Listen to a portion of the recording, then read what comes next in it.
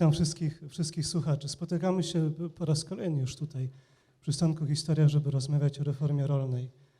Jednej z pierwszych wielkich reform systemu komunistycznego, można powiedzieć jeden z fundamentów państwa totalitarnego, reformy, która miała z jednej strony pozyskać poparcie drobnego, biednego chłopstwa dla komunistów, a z drugiej zlikwidować klasę społeczną ziemian. Pierwszy cel nie został zrealizowany, drugi w jakiejś mierze niestety się udał i o tym wszystkim chcemy dzisiaj rozmawiać. Dzisiaj w takiej formie rozmowy o tym, jak to zostało zapamiętane, jak pamięć o reformie rolnej się zachowała w ramach historii mówionej. I to spotkanie dzisiaj jest też po to, żeby zachęcić Państwa do udziału w kolejnych etapach projektu Wyrok na ziemiaństwo i do udziału przede wszystkim w konkursie, który tutaj będziemy organizować. Więc zachęcam do uwagi i przekazuję głos panu profesorowi. Szanowni Państwo, ja tylko dodam jedną rzecz. Pan dyrektor przed chwilą wspomniał o reformie i zresztą tak nazywamy ten akt prawny reformą rolną. Natomiast reforma z definicji ma w sobie, w pojęciu reformy, poprawianie. Czy to było poprawianie, to pani profesor tutaj powie za chwilę. Ja Państwa witam, tak jak zresztą zostało powiedziane przed chwilą, w imieniu dwóch pozostałych organizatorów. Oprócz IPN-u organizatorami tego konkursu, który już jest 11, a 9 ogólnopolski, na poziomie ogólnopolskim. To jest Polskie Towarzystwo Ziemiańskie Oddział Kraków i Fundacja imienia Zofii i Jana Włodków z siedzibą w Krakowie. Także serdecznie Państwa witam.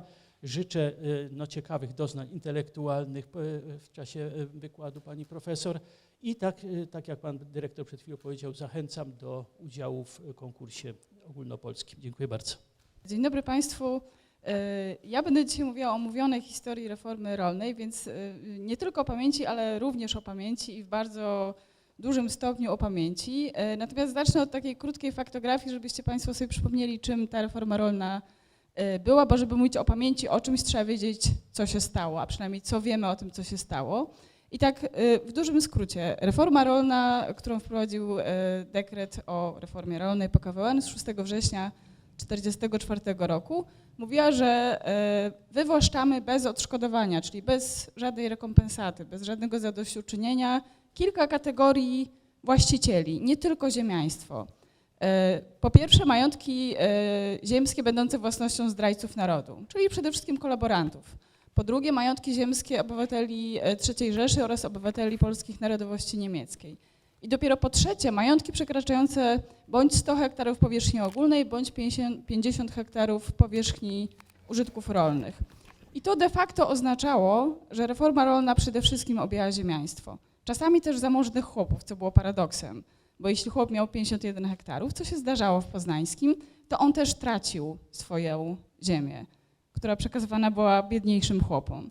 I tak jak powiedziałam, reforma rolna zachodziła bez odszkodowania. Tą ziemię odbierano i państwo ją odsprzedawało niejako jako paser kolejnym użytkownikiem. Ci, którzy ziemię tracili, mogli się ubiegać o takie odszkodowanie w wysokości uposażenia urzędnika państwowego szóstej grupy. To było bardzo mało i nikt się o to nie ubiegał. Mogli też dostać gospodarstwo rolne, ale więcej niż 50 km od swojego dawnego majątku. W praktyce również prawie nikt się o to nie ubiegał. I teraz kilka liczb. W ramach reformy i akcji osadniczej w całej Polsce chłopi otrzymali 6 milionów hektarów. To jest dużo. Z czego na ziemiach dawnych, czyli tych, które wchodziły w skład państwa polskiego przed wojną, to było 2,3 miliona hektarów. Powstało lub zostało powiększonych 1 milion gospodarstw, z czego 600 000 na tych ziemiach dawnych. I my tak naprawdę, jeśli mówimy o reformie rolnej w rozumieniu podziału, parcelacji ziemi dworskiej, to mówimy o ziemiach dawnych, dlatego że na ziemiach poniemieckich ona miała zupełnie inny wymiar, dotyczyła zupełnie innych grup ludności. W 1950 roku na 3 miliony gospodarstw nowo utworzone stanowiły 26%, powiększone 8%, co oznaczało, że co trzeci rolnik w Polsce dostał ziemię z reformy albo z osadnictwa. Natomiast tylko 1/3 z tych gospodarstw stanowiły gospodarstwa na ziemiach dawnych, co w praktyce oznaczało, że na ziemiach dawnych, czyli w Krakowie, w Rzeszowie, w Kielcach, w Warszawie, tylko co 10. rolnik dostał jakąkolwiek ziemię z reformy rolnej. Więc to oznaczało, że reforma rolna objęła wszystkich ziemian.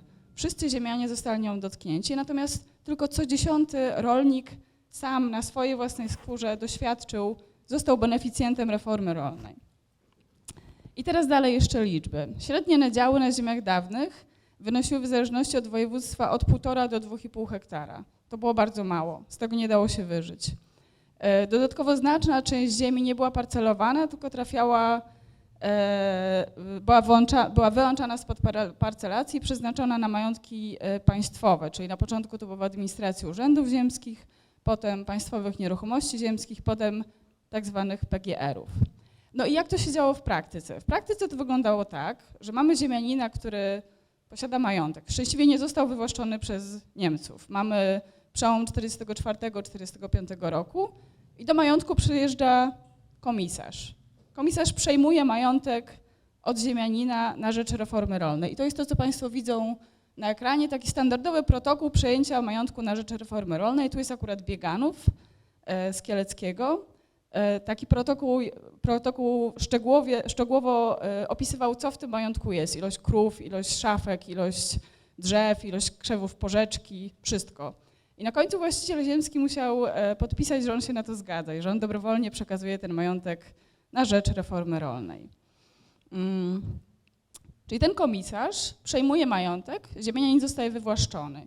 I w zależności od okoliczności ma albo 3 godziny, albo 3 dni, albo 3 tygodnie na to, żeby się spakować i wyjechać na zawsze, zostawiając wszystko to, co wcześniej posiadał. Ziemianinami zajmiemy się za chwilę, natomiast to, co się dalej dzieje w majątku, to komitet folwarczny. Komitet folwarczny jest złożony, jak sama nazwa mówi, z fornali przede wszystkim, którzy mieszkali na folwarku i ten komitet przygotowuje listę tych, którzy zasługują na ziemię. W teorii ziemię mieli dostać przede wszystkim właśnie fornale. Ci ludzie, którzy pracowali w majątku ziemskim, którzy często od pokoleń byli związani z tą ziemią, natomiast tej ziemi nie posiadali, bo ona była własnością ziemianina, właściciela ziemskiego. W teorii to oni mają dostać, w praktyce jest bardzo różnie. Ten komitet folwarczny potem przekształca się w komitet parcelacyjny, który przygotowuje kolejne listy. Przyjeżdża pełnomocnik do spraw reformy rolnej, gminny najczęściej, no i ta ziemia jest dzielona. Ja o tym zaraz będę mówiła, jak ta ziemia była dzielona, jak to jest pamiętane. Natomiast losy majątków potem są bardzo różne. Te majątki czasami jako resztówka zostają przy gospodarstwie rolnym, które ma wiele hektarów, jest gospodarstwem państwowym. Czasami w majątku jest szkoła, czasami w majątku jest dom dziecka, czasami w majątku jest spółdzielnia, a bardzo często w majątku nie ma nic. To jest przykładowy akt nadania ziemi. Tak wyglądał papier, który dostawał rolnik, który zapłacił za ziemię, kupił ją od państwa i tą ziemię dostał na własność. Ten wykład ma być, jak rozumiem, w pewien sposób reklamą konkursu dotyczącego reformy rolnej. Więc ja chciałam trochę pokazać, w jaki sposób reformą rolną można się zajmować, bo można się nią zajmować i ją badać na wiele sposobów. Historyków oczywiście interesuje faktografia, czyli patrzymy na reformę rolną, na to, co się stało, zastanawiamy się, kto ile hektarów dostał, dlaczego, co z nimi zrobił. Patrzymy na to, co się działo z ziemianami, patrzymy na to, co się stało ze wsią, jak się zmienił jej krajobraz, jak się zmieniła jej sytuacja ekonomiczna. Może nas też interesować los dziedzictwa materialnego, dworu, parku, tego, co było wokół tego gospodarstwa rolnego, którym zarządzał ziemianin. Może nas interesować pamięć, to jak reforma rolna jest pamiętana przez wszystkich Polaków, przez ziemian, przez chłopów. I w zależności od tego, co nas interesuje, możemy wybrać różne narzędzia do tego, żeby to badać. Historyk wybierze badanie źródeł aktowych, źródeł narracyjnych, również źródeł takich, o których ja będę dzisiaj mówiła, czyli historii mówionej. Natomiast historia mówiona jest taką metodą dość uniwersalną, która w zależności od tego, co nas interesuje, może nam przynieść różne informacje. Dlatego, że ona może nam powiedzieć o faktach, jeśli zostanie w odpowiedni sposób zinterpretowana, jeśli podeprzemy ją też innymi źródłami, a może nam powiedzieć coś o pamięci. I ja Państwu dzisiaj opowiem o badaniach, które robiłam właśnie między innymi za pomocą historii mówionej. Badałam również źródła aktowe, ale dzisiaj będę mówiła o relacjach. To były badania, których fokus był na doświadczeniu. To znaczy mnie interesowało to, czego doświadczyli moi rozmówcy. Nie tylko to, jak to pamiętają, ale czego realnie doświadczyli w swoim życiu i jak to na nich wpłynęło, jak o tym dzisiaj mówią. I będę mówiła o badaniach robionych na Kielecczyźnie. To było około 100 wywiadów zrobionych na wsi, kilkanaście wywiadów przeprowadzonych z ziemianami, ich byłymi i ich potomkami. I postaram się dzisiaj Państwu pokazać, co pamięta wieś, a co pamiętają ziemianie. Bo oni pamiętają bardzo różne rzeczy, co nie oznacza, że pamiętają źle albo że pamiętają sprzecznie. I opowiem to na podstawie historii 2 rodzin, 2 dworów, 2 wsi i 2 społeczności, tak żebyście Państwo mieli jakąś możliwość wyobrażenia sobie, jak to wyglądało w praktyce. A więc tak, najpierw Planta.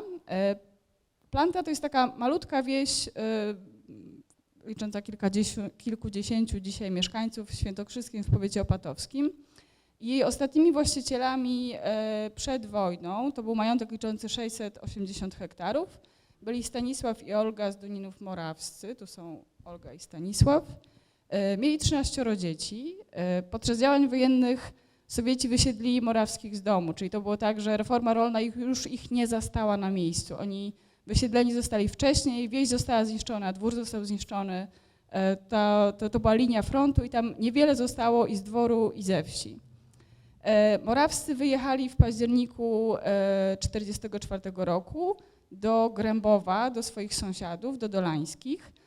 Ja Państwu za chwilę puszczę fragment nagrania, w którym córka Morawskich opowiada o tym zdarzeniu. Stanisław Morawski, ciężko chory, zmarł w Krakowie w 1946 roku.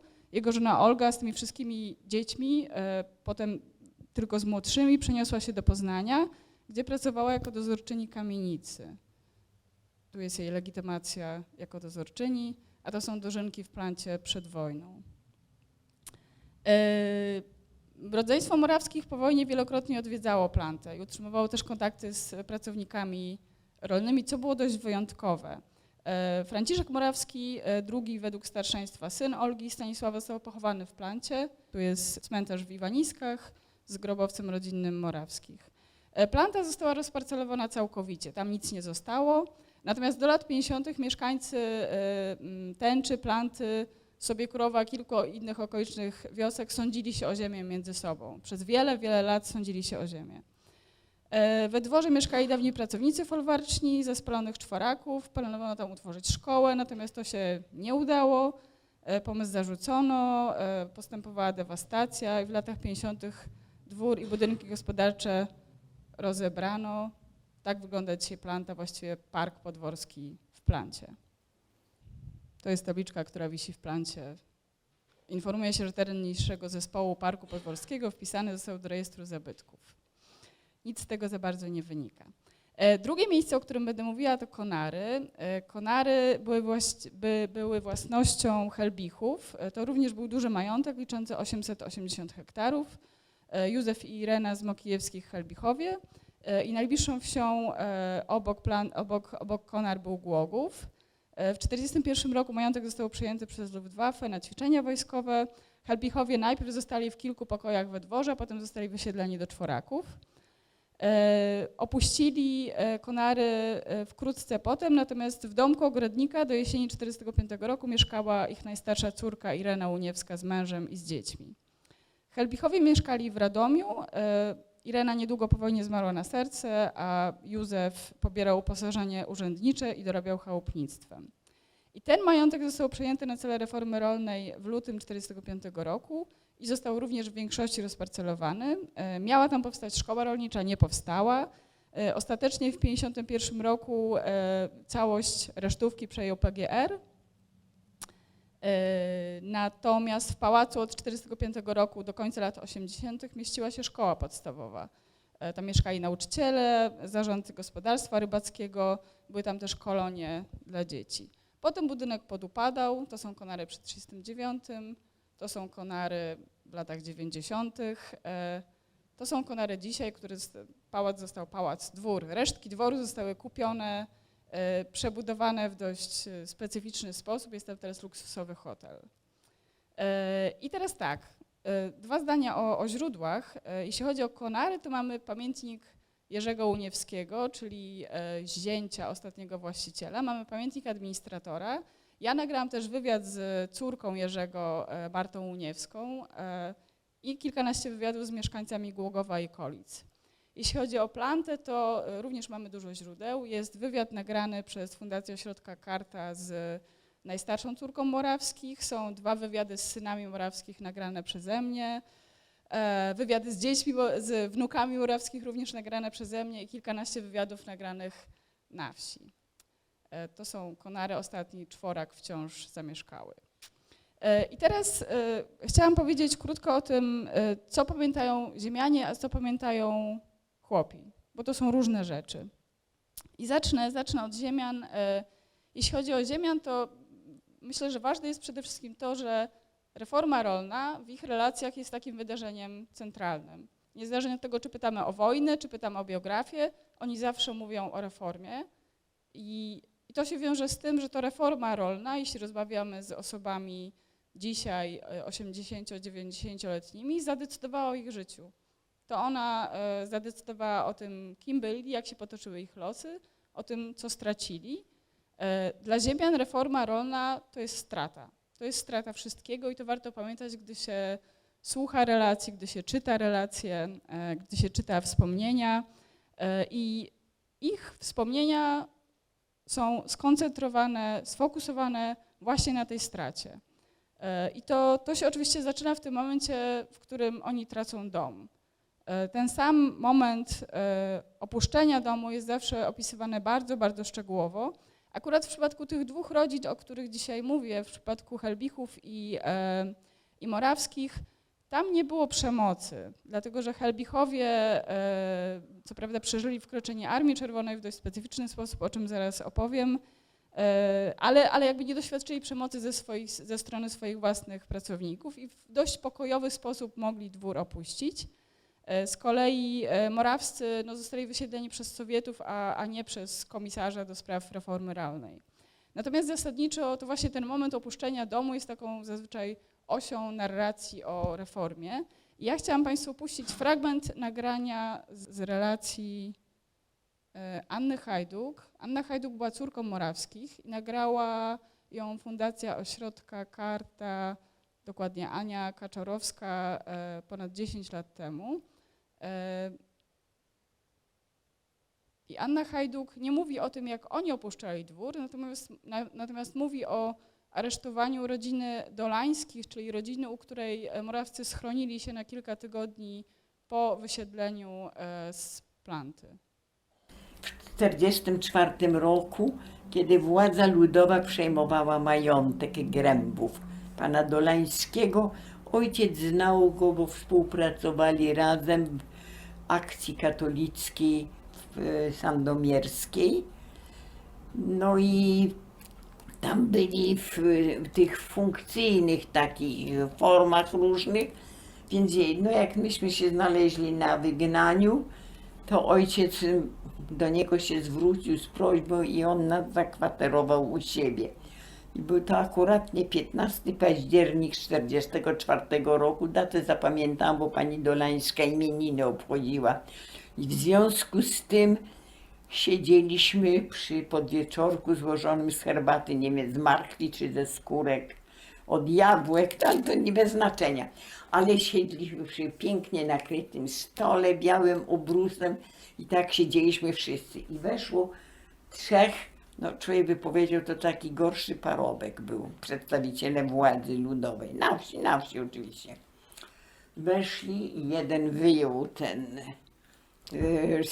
1944 roku dokument lubelski. Ten manifest lipcowy. Tak, manifest lipcowy i zaczął czytać, dlatego się nie dało słuchać, bo on, Długie. nie, on sylabizował ledwie, w ogóle nie umiał czytać. Powiedział, przeczytacie sobie później sami po 2 czy 3 zdaniach. No nas, byliśmy bardzo młodzi jeszcze, to pusty śmiech ogarnął, że władza nawet przeczytać nie umie. Manifestu, którego mogli się już na pamięć nauczyć od lipca, ale to też chyba nie dla nich nie było wykonalne. No i oni zrobili sobie tam wtedy takie widowisko. Jeszcze najpierw odgarnął kawał obrusu i wlazł na ten stół. No coś okropnego, łapy w kieszeniach. Mówił, jak mówił, Coś strasznego nam tłumaczył. No i zarządził, że pana Dolańskiego aresztują jako przestępcę po prostu. Pani Dolańska może zamieszkać co najwyżej w odległości 100 kilometrów od Grębowa, najbliżej, ale ona im podziękowała za tę łaskę, powiada, że ona z mężem pójdzie. Mówi, czy pani zgłupiała? Przecież pani tam iść nie musi, pani wie, że w więzieniu nie ma rozkoszy. Ona mówi tak, ale ja ślubowałam, że z moim mężem się nie będę rozstawać. No więc zabrali. I no tutaj potem moi rodzice, bo jeszcze wtedy ojciec też był i żył, 13 dzieci przy tym, no my starsi to już nie byliśmy dzieciaczkami, ale ta najmłodsza moja siostrzyczka miała 5 lat wtedy. Więc ta gromada tych dzieci, wszystkich ludzi ze wsi spędzili, ustawili w taki czworobok, a ci ludzie wcale się nie cieszyli, że tego krwiopijcę wyrzucają, tylko z płaczem do tej pani Dolańskiej. Tak więc jak Państwo słyszą, dla ziemian taka bazowa narracja o reformie rolnej to jest narracja o przemocy, o wygnaniu i o stracie. Ja bym też powiedziała, że ona jest taką narracją o końcu świata. I w wywiadzie, który zrobiłam z wnuczką Morawskich, Agnieszką Morawską, pojawia się taka historia o tym, jak Sowieci spalili bibliotekę w Plancie. Ja ją Państwu przeczytam, dlatego że nagranie było robione w kawiarni i zupełnie się nie nadaje do puszczenia go na głos, natomiast przeczytam to, bo ono jest takie bardzo znaczące. A mój tata, on pamięta, on ma takie wspomnienia właściwie straszne, jak tam przyszli Rosjanie już po wojnie i spalili, zrzucili całą bibliotekę, która była przez 2 piętra, na marmur i spalili tą całą bibliotekę. On wspomina, że na górze pod galeryjką, bo to tak wchodziło się, był taki wielki hol, właśnie marmurem, marmurowa podłoga i dookoła takie obejście, a na przeciwległej ścianie była biblioteka przez te całe 2 piętra. I pod galeryjką na samej górze stała ilustrowana Encyklopedia Britannica w 30 tomach, czy w ilu ona tam była. I dzieciom, czyli mojemu tacie, który jest z 36 roku, nie wolno było samemu czytać tej encyklopedii. Trzeba było poprosić ciocię, mamę, jak nie była zajęta, lub kogoś starszego, żeby oglądać tę kolorową encyklopedię. I właśnie on pamięta, jak to wszystko zostało zrzucone i ta encyklopedia się paliła. Podpalili to wszystko spłonęło, tak spłonęło, że aż marmur się wytopił. To są jego wspomnienia właśnie z domu. I znaczące jest to, że to wspomnienie o spalonej bibliotece pojawia się we wszystkich wywiadach, które ja zrobiłam z potomkami rodziny Morawskich. W każdej gałęzi tej rodziny jest to wspomnienie o tej spalonej bibliotece. I właściwie nie ma wielkiego znaczenia, czy ona naprawdę się spaliła i czy ten marmur się wytopił. Ważne jest to, że jest to taki symbol końca Planty, końca domu rodzinnego, końca świata. Natomiast to, co jeszcze ziemianie pamiętają i co jest bardzo ważne w ich narracjach, to są opowieści o solidarności wsi. Dlatego, że w odróżnieniu od Kresów Wschodnich, na ziemiach Polski etnicznie jednolitej, pomijając ludność żydowską, reforma rolna realizowana była zasadniczo bez przemocy ze strony chłopów. Przemoc ze strony chłopów, ze strony pracowników rolnych była marginalna i wieś przyjmowała bardzo różne postawy wobec reformy rolnej, natomiast bardzo rzadkie były przypadki takiej przemocy fizycznej i ziemianie o tym bardzo dużo mówią. Mówią też czasami o solidarności i to jest właśnie przypadek rodziny Morawskich, która była bardzo zżyta ze swoją wsią, ze swoimi pracownikami.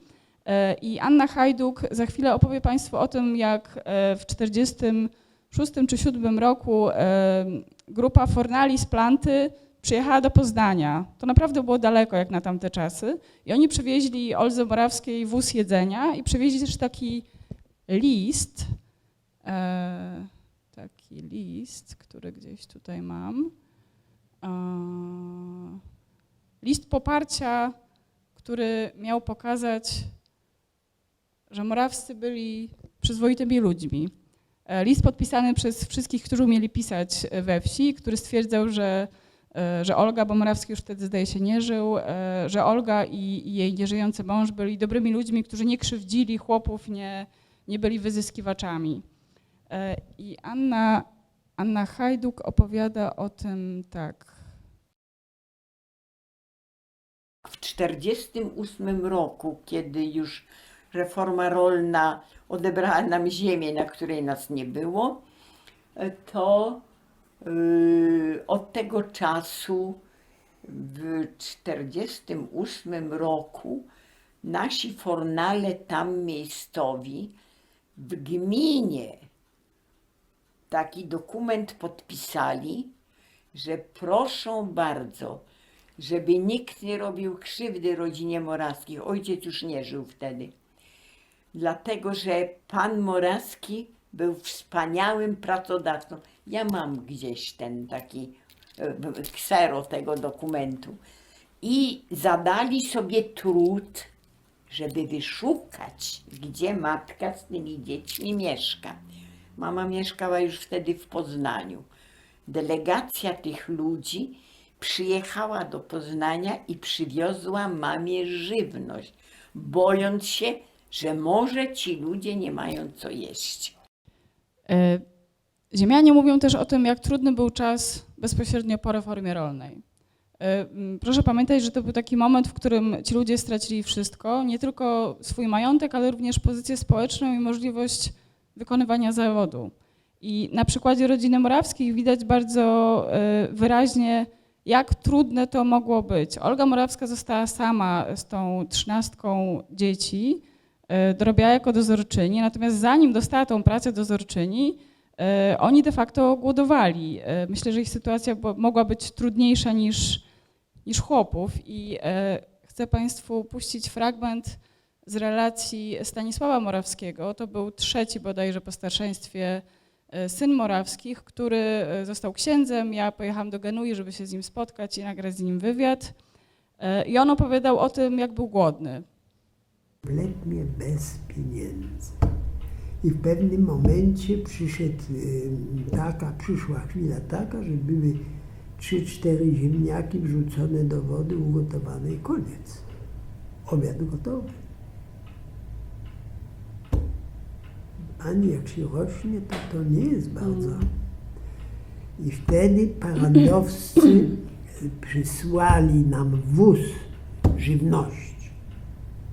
Ale to do tego Grębowa, czy Do tego Grębowa. do Grębowa? Przywieźli, zdali, ofiarowali i koniec. No, to było dla nas pomocą fantastyczną. Bo nie było nic do jedzenia, mąk nie było, klusek nie było, ryżu nie było, no nic. Głód i tyle. No ale pamiętam te zupy, ziemniaki, same ziemniaki. 2 ziemniaki czy 3 i koniec. No wie pan, jak się rośnie, to potrzeba. Ziemianie oczywiście na różne sposoby adaptowali się do nowej sytuacji i jakoś dawali sobie radę. Dawali sobie radę na różne sposoby, nie mogąc pracować w rolnictwie, robili różne rzeczy. Kobiety angażowały się w takie prace typu robienie cukierków, wyszywanie, haftowanie, sprzedaż takich rzeczy, korepetycje. Mężczyźni również pracowali poniżej swoich kwalifikacji i myślę, że to było takie clue tego okresu powojennego, że oprócz tego, że była ta bieda w sensie fizycznym, było też poczucie deklasacji, tego, że tracimy pozycję. I o tym traceniu pozycji jest bardzo dużo w relacjach ziemiańskich. Ja puszczę Państwu fragment z relacji Macieja Chrzanowskiego. On jest wnukiem Morawskich i opowiada o swoim drugim dziadku, który posiadając wyższe wykształcenie, posiadając majątek i duże doświadczenie pracy, po wojnie zajmował się wyrobem lasek z Leszczyny. Dziadek, proszę sobie wyobrazić, że miał wyższe studia i miał bardzo duże osiągnięcia na właśnie tym polu takim rolnictwa i po II wojnie światowej, żeby się utrzymać poza tym sklepem monopolowym, potem jak mieszkał z moim tatą, to produkował laski z Leszczyny. Chodził na strychu w nadleśnictwie, w którym mój tata miał mieszkanie służbowe. Na strychu zrobił sam sobie zrobił mój dziadek, taką pracownię lasek. No i to się robiło w ten sposób, że leszczynę, i to mój tata pokazywał, leszczynę się moczyło w wodzie, ona się wtedy robiła giętka, tak, i tu były takie specjalne sznurki, żeby zawiązać i się suszyło i już po wysuszeniu ona była wygięta na laskę. Ja mam taką laskę, dziadka. I on to robił i rozprowadzał to po okolicy. No wtedy mężczyźni dużo szybciej się, kobiety też chodziły z laskami, szybciej się jakoś starzały, robiły się starsze. Mój rozmówca nie mówi tego wprost, ale z całej jego relacji wynika to, że dziadek oprócz tego, że robił laski, to przypłacił reformę rolną depresją. Tego się wtedy tak nie nazywało, natomiast on, ten upadek, ta deklasacja sprawiły, że on nie był w stanie się pozbierać, on nie był w stanie odbudować swojego życia. I to była dola wielu ziemian ze starszego pokolenia, którzy nie byli w stanie się przystosować, rozpocząć życie na nowo. Inaczej było w tym pokoleniu młodszym, które szło na studia w Polsce Ludowej i które miało więcej możliwości, żeby zacząć od nowa. Natomiast to najstarsze pokolenie ziemian było tym pokoleniem, które najwięcej straciło i które było takim pokoleniem przegranym i zniszczonym przez władzę ludową. Teraz o chłopach. Jeśli chodzi o chłopów, to różnica jest taka, że o ile wszyscy ziemianie mówią o reformie rolnej, o tyle chłopi spontanicznie o reformie rolnej zasadniczo nie mówią. To znaczy, jeśli się ich zapyta, to się okazuje, że oni świetnie pamiętają, natomiast jeśli się nie zapyta, to się okazuje, że dużo ważniejsza była wojna jako taka, jako doświadczenie okupacji, doświadczenie zetknięcia się z okupantem, z biedą oraz późniejsze doświadczenie kolektywizacji rolnictwa, nie reforma rolna. I tak naprawdę o reformie rolnej spontanicznie mówią tylko ci, którzy dostali ziemię i potem za nią zapłacili, albo ci, którzy byli związani z dworem, czyli służba folwarczna, nianie, opiekunki, stan greci, fornale itd., itd. I ich postawy w odróżnieniu od tego, co mówią ziemianie, ich wspomnienia, ich doświadczenia są bardzo, bardzo zróżnicowane. Te narracje ziemiańskie są dość jednolite, one są dość podobne w swojej wymowie, natomiast to, co mówią chłopi, bardzo zależy od tego, jaka rodzina ziemiańska mieszkała w ich miejscowości oraz do jakiej grupy chłopi należeli. Czy to był zamożny chłop, który ziemi z reformy rolnej nie dostał, czy też to był biedny chłop, który ziemię dostał, albo biedny, który chciał, a nie dostał. I jeśli na przykład chodzi o wejście Sowietów, to o czym Edward Morawski pamięta, to spalenie biblioteki, chłopi pamiętają przede wszystkim plądrowanie wsi przez Sowietów. Oni nie pamiętają spalania dworu. Oni pamiętają gwałty Sowietów na chłopkach, bo gwałty dotyczyły przede wszystkim chłopek. I oni pamiętają to, że żołnierze radzieccy rabowali ich gospodarstwa. Więc jakby ten koniec świata wygląda zupełnie inaczej we wspomnieniach ziemian i wspomnieniach chłopów.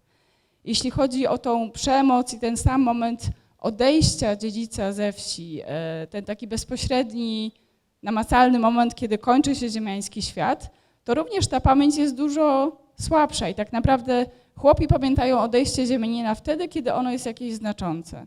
Na przykład wtedy, kiedy jednak ma miejsce jakaś przemoc. I tutaj znowuż wrócę do jednej z moich rodzin, do Helbichów i do Konar. W Konarach miał miejsce tak zwany sąd nad dziedzicem. To znaczy przyszli Sowieci, postawili Helbicha pod ścianą, zebrali wszystkich robotników z majątku i kazali powiedzieć, czy pan był dobry. No i robotnicy powiedzieli, że pan był dobry. Helbichowi nic się nie stało i to jest bardzo mocno pamiętane przez wieś. Jego byłyby ruskie rozstrzeliły, jak tego weszły. Ale dlatego, że on był niemieckie, miał nazwisko. No, takie Helbich, to tak. I koniecznie go chciały zastrzelić, ale on się odwołał.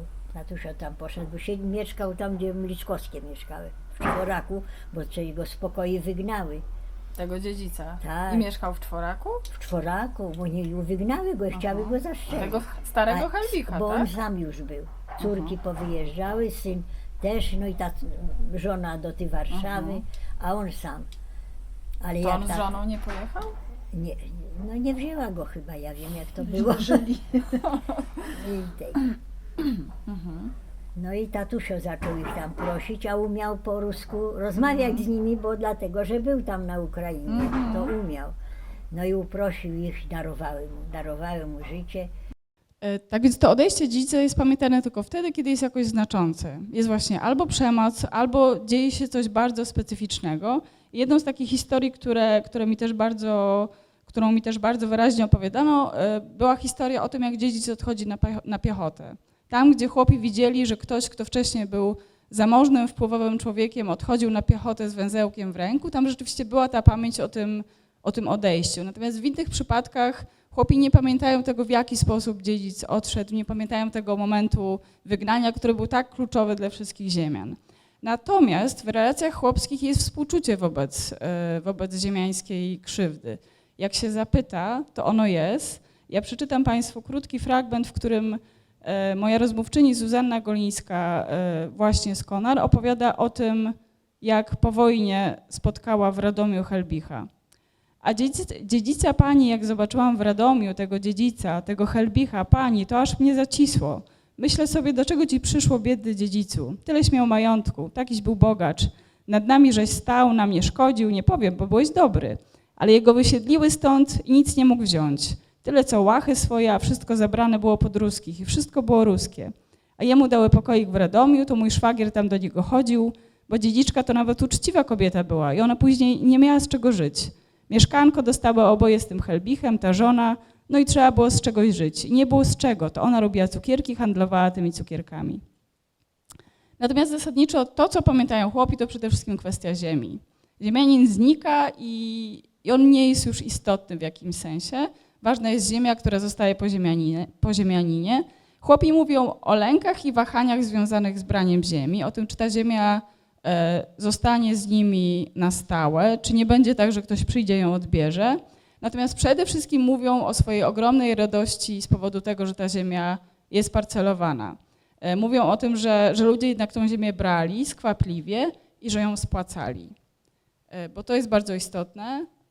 Ja już o tym mówiłam jakoś tak pobieżnie. Reforma rolna nie dawała ziemi za darmo. Reforma rolna pozwala chłopom na nabycie ziemi za preferencyjne stawki. I puszczę Państwu fragment z rozmowy z małżeństwem, które mieszka w Plancie, rocznik 37. I oni mówią właśnie o tym, jak brano ziemię po wojnie. A ludzie chętnie brali ziemię? No jak to? Pewno, że tak. Brali, każdy chętnie. A nie Jeszcze była zazdrość, jak ktoś dostał Tak? 2 hektary, a ktoś 5, to Aha, a co uda mu za szczęście, że tyle dostała, a my tylko tyle. czyli nie wszyscy No dostali nie wszyscy porówno. jednakowo, no nie, no moja mama dostała 5 hektarów, a No, dajmy na to czyli- jej teściowa dostała 2 hektary. Aha. No. A dlaczego, to, od czego to zależało, to nie wiemy. Nie, A bo- kto dzielił tą ziemię? No był tu taki jakiś inżynier i to dzielił. Aha, ale on nie był miejscowy tutaj stąd. Nie, to przyjazny człowiek był. Ale nie ruski. Nie, Nie, to już polski, to już tak. polski. Aha. Tak, dzielili te działki, chodziły i mierzyły. No, z tymi ludźmi. Tak zwaną percelacja dworu. Tak. Ja tak pytałam, czy ludzie brali chętnie, bo czasami ktoś tam mówi, że się bali, że ci dziedzice to wrócą, albo się ta władza jakoś poodwraca i trzeba będzie oddawać. A przelicznik pieniędzy był na zboże. Jaka- Zapłaci. To nie darmo, Trzeba tylko było, trzeba było, to się tak by się kupowało od No. tego pana. tylko to już się płaciło. No, tylko już nie od pana. Do Tak. państwa się No. płaciło. Tylko państwu się już Do państwa. Do państwa się płaciło. Pana ziemię, ale do państwa ludzie Tak. płacili. Aha. No. Przeliczony licznik był na zboże, dajmy na to na żyto, ile tam kosztował metr żyta, to ile tych pieniędzy trzeba było. Istotne jest również to, że o ile w rodzinach ziemiańskich jest to wspomnienie o stracie, o tej spalonej bibliotece, o tym wygnaniu, w rodzinach chłopskich jest pamięć o spłacaniu ziemi. O tym, jak trudne to było, jak długo trwało, jak wielkiego wysiłku wymagało. I istotne jest to, że moi młodsi rozmówcy, ludzie 50-40-letni, pamiętają powieści dziadków, rodziców, którzy w kółko mówili o tym, jak strasznie trudno po wojnie było spłacić tą ziemię. Pamiętane są też walki o ziemię. To, o czym mówiłam, że w Plancie chłopi sądzili się ze sobą przez ponad 15 lat, żeby tą ziemię dostać. Te walki o ziemię sprowadzały się również do tego, że dużo było nieuczciwości w sytuacjach podziału ziemi, że duży był potencjał konfliktowy w całej tej sytuacji. Chłopi bili się ze sobą nie tylko dlatego, że to było nieuczciwe, ale również dlatego, że tej ziemi było po prostu za mało. I znów puszczę Państwu fragment, w którym moi rozmówcy opowiadają o tym, dlaczego było to nieuczciwe i dlaczego tej ziemi było za mało. Różnie to było, to wie pani, tak tak- jak i teraz, no kto tam miał większe dojście do tego i znajomości, no to Jak to mierzyli dostały. te pola, to tak to niektóremu może tam 2 metry szerzej wzięli, drugiemu trochę mniej, a powinno być równo. Aha. No to tak, no ale to każdy, No jednemu dali lepsze, drugiemu gorsze, no, No, tak, różnie to wiadomo, było. no, Po ja- uważaniu też było. Też tak było. Jeszcze jeden fragment, tym razem z Konar, w którym rozmówczyni, która jest zasadniczo dość młodą rozmówczynią, bo urodzoną w 1939 roku, ona nie pamięta ani dziedzicy, ani parcelacji, ale ona pamięta, że jej dziadek został podczas tej parcelacji oszukany, że miał ziemię gdzie indziej, a potem dostał gdzie indziej. Że to dzielił jeszcze chyba ten dziedzic coś, Aha. bo było podzielone już. Pamiętam, że dziadek mój miał Mhm. tam pole, dostał te 3 hektary, a tu taki był Redestowicz. On takim był nadzorcą tu tego dziedzica, taki cwaniak był, wziął dziadkowi Ten Redestowicz, tak? tak, Mhm.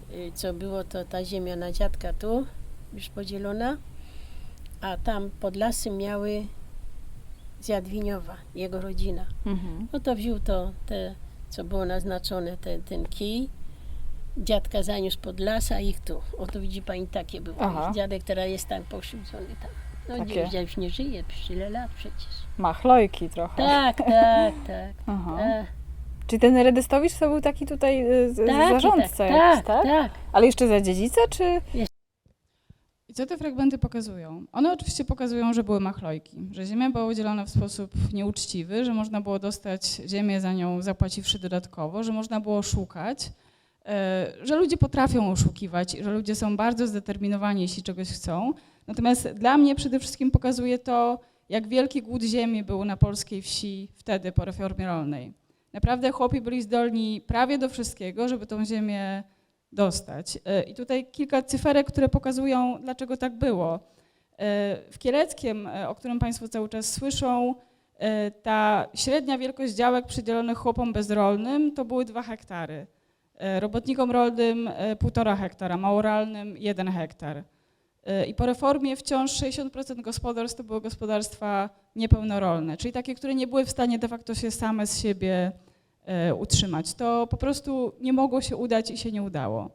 I ostatni wątek, o którym chciałam powiedzieć, to jest kwestia takich trudności z zagospodarowaniem tej ziemi z reformy, bo to jest też to, o czym chłopi mówią.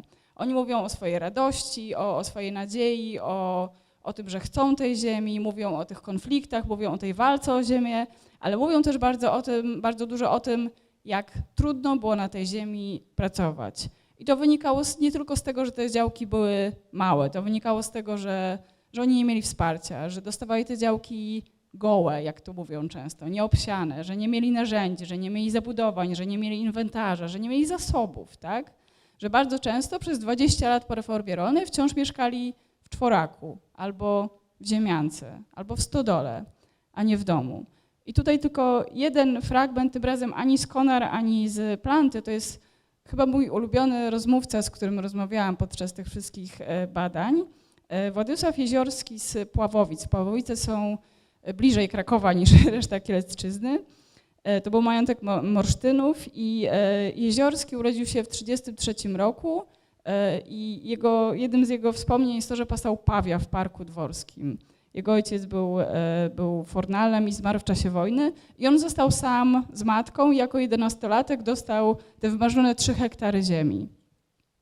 Dostał te 3 hektary ziemi i proszę posłuchać, jak on mówi o tym, co to dla niego oznaczało. No długo, no bo przecież my dostali pole golutkie, nie było nic.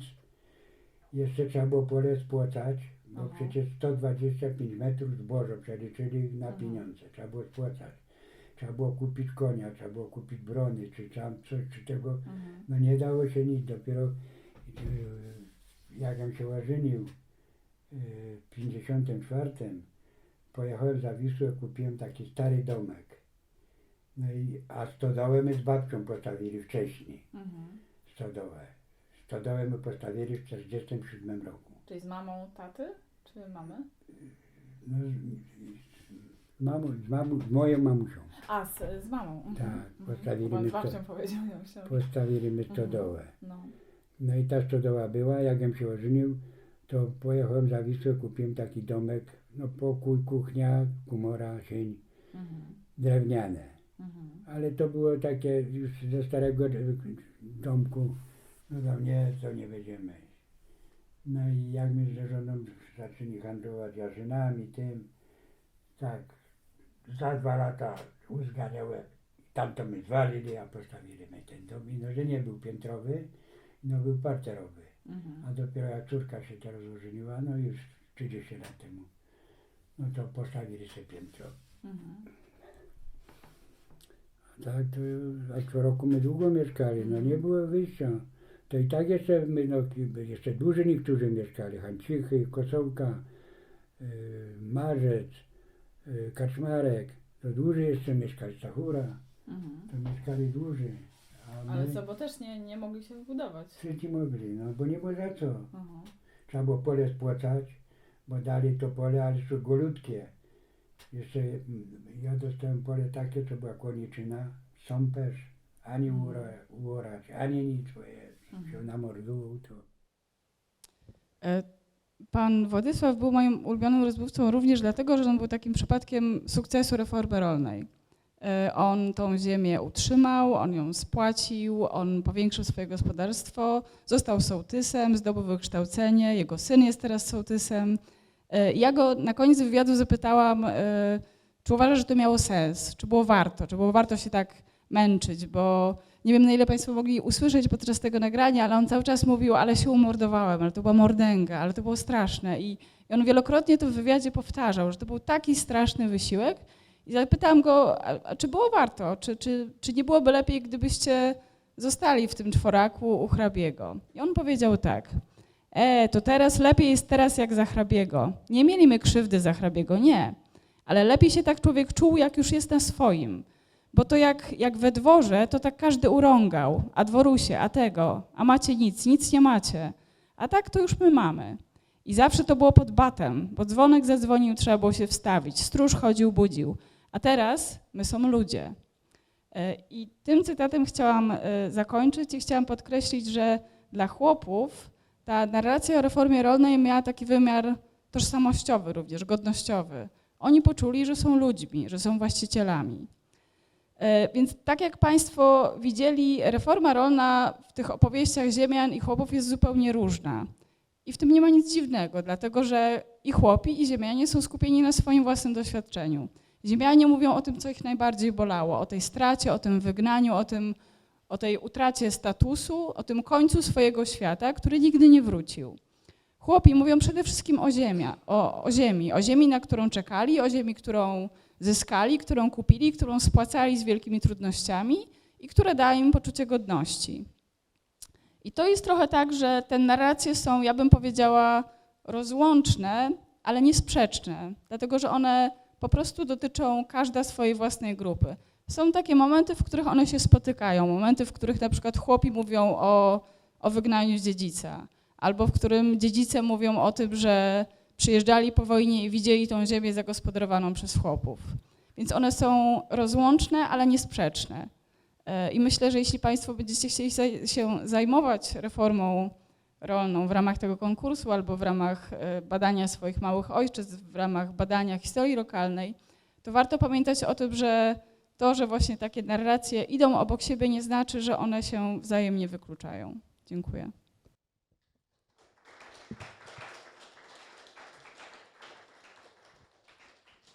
Szanowni Państwo, bardzo serdecznie dziękujemy Pani Profesor Annie Wylęgale za to, że przyjechała do nas z Warszawy i zaprezentowała swoje doświadczenie spotkania ze świadkiem historii, bo niezależnie czy to była rodzina ziemiańska, czy to była rodzina chłopska, wysłuchanie świadectwa, wysłuchanie wspomnień tego, jak to swoje doświadczenie lat minionych opowiadają ci ludzie, z którymi my historycy się spotykamy, Państwo socjologowie się spotykają, To jest unikatowe doświadczenie, czego pewnie wy też macie okazję doznać w momencie, kiedy rozmawiacie z dziadkami, pradziadkami o przeszłości.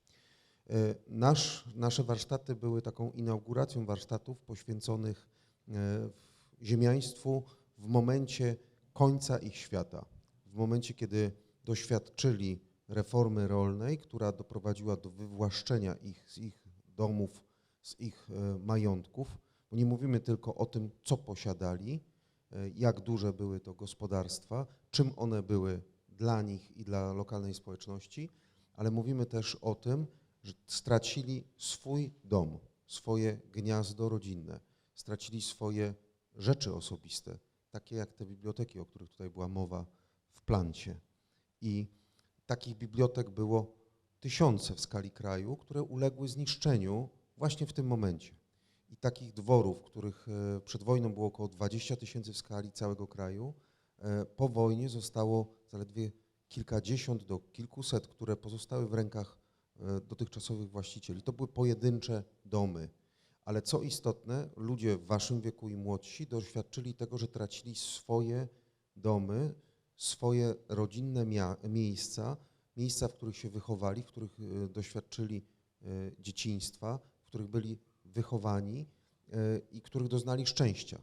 Teraz, jeżeli myślę, że tutaj nie pomylę się, jeżeli powiem, że nasi świadkowie, którzy wychowali się w tych domach, podkreślali pewnego rodzaju raj utracony, taką Arkadię, którą zafundowali im rodzice. Oczywiście były też wspomnienia przykre, były wspomnienia na przykład zimna, były wspomnienia życia skromnego, ale głodu dopiero doświadczyli po wywłaszczeniu. Tutaj chciałbym podkreślić, żeby tak troszeczkę wczuć się, żebyście się wy wczuli w sytuację waszych rówieśników, a myślę, że pani Amelia Duninowa, której tutaj nie przywołamy, bo nie mamy tutaj jej relacji przygotowanej, a miała właśnie 17 lat, jak została wyrzucona z dworu razem z rodzicami i siostrą z dworu w Kalinie Wielkiej pod Miechowem, mówiła o tym, że to było coś strasznego w momencie, kiedy traciła swój pokój, swoje ulubione meble i na jednej furce, czyli mówiła o wozie konnym zaprzężonym w wagonie, wywieziono to, co dla niej było najcenniejsze z tego domu i przywieziono do Krakowa. Jeszcze po drodze doszło do wypadku, ona spadła z tej furmanki, potłukła się, część tych rzeczy się połamało, zniszczyło, już nie dało się ich zabrać, a potem była cała sekwencja wydarzeń, które były dla niej wydarzeniami traumatycznymi, ponieważ doświadczała głodu, poniżenia i musiała się odnaleźć w tej nowej rzeczywistości, w której ona i jej podobni zostali objęci deklasacją, represjami, które wynikały właśnie z tego, z jakiej grupy pochodziły. I właśnie nasz projekt, Wyrok na ziemiaństwo w 80. rocznicę komunistycznej reformy rolnej, jest projektem, którego celem jest przypomnienie tych wydarzeń, opowiedzenie historii zwykłych ludzi, którzy zostali pozbawieni tych majątków i próbą odtworzenia ich losów.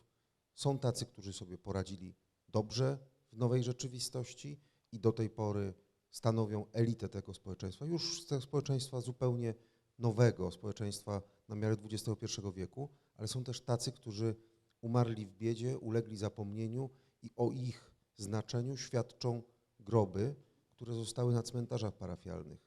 Bo jeżeli byście pojechali na jakikolwiek cmentarz parafialny, który ma co najmniej 100 lat, może niektóre mają 200, bo takie były tendencje, że właśnie nowoczesne, te współczesne nam cmentarze powstawały właśnie na początku XIX wieku.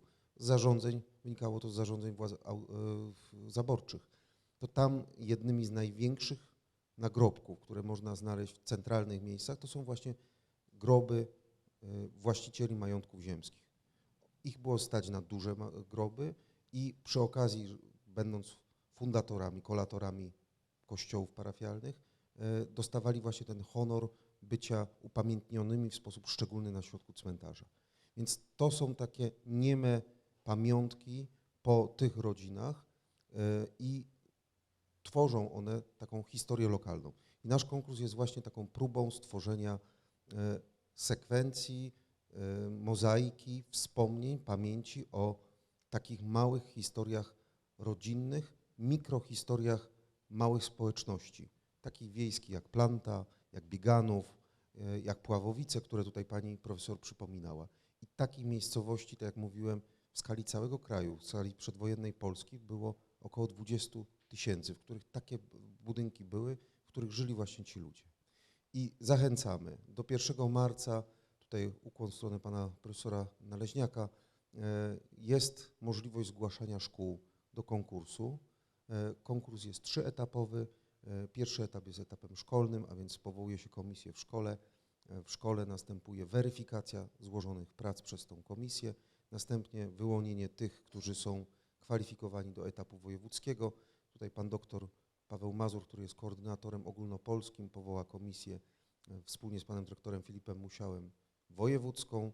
Wyłonimy spośród wszystkich prac finalistów, którzy 7 czerwca spotkają się prawdopodobnie we dworze w Goszycach, w historycznym miejscu, który trafił z powrotem do rodziny byłych właścicieli, i tam odbędzie się etap ogólnopolski polegający na takiej rozmowie między komisją a każdym finalistą.